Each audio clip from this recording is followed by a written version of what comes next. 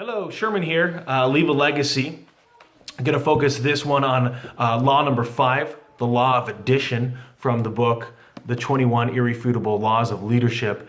This one, the author quotes, or not quotes, but talks about two particular CEOs that he admired. One is the CEO and co-founder of Costco, Jim Senegal, who's no longer the CEO today in 2016. And one of the things that Jim prided himself on was having one of the lowest salaries as a CEO. He got rid of the PR individual because he said if someone from the media wants to contact someone at the company, they can talk to him. It's very common in retail to have a very large theft organization to be able to prevent people from stealing, and he completely got rid of that. And he said, you know, people pay a membership fee, so if they decide to steal from each other, the membership fee is just going to go higher. And actually has one of the lower thefts and rates in the industry. The next person he talks about is a relationship that he actually established with the CEO and founder of Chick-fil-A.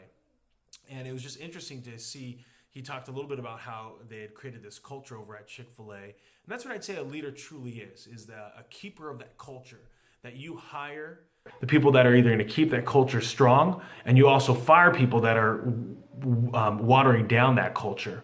And so it becomes extremely critical for the leader to know exactly what is the culture of this organization. Some of the people that I think of right now as that are very value add to their organization. I think of a guy like Gary Vaynerchuk over at VaynerMedia, talking a lot to the industry of entrepreneurs, startups, tech companies when it comes to just leveraging social media, which really is just the internet.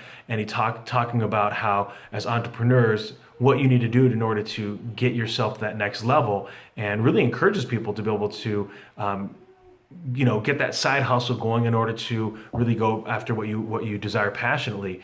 Another one that comes to mind is the CEO of Boxed. I think I might butcher his name, but it's Chia Hung, and he gave away his own personal stock in the company to set that money aside for the employees' children to pay for their tuition. No cap.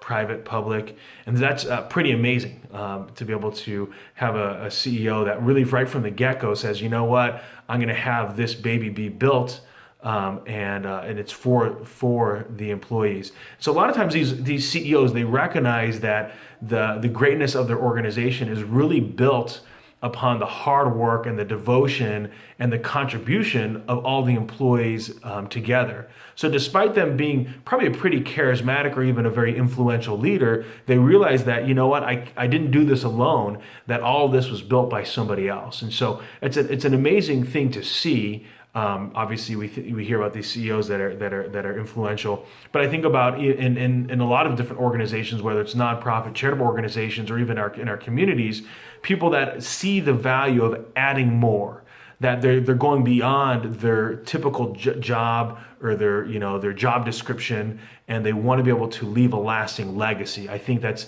becoming way more common, where if you're just chasing a dollar, yeah, you'll get rich, but then what? You look at the Egypts of old, the pharaohs of old in Egypt, and they tried to take their wealth with them. And what happened to them? They're dead, boom, gone. Those pyramids were robbed.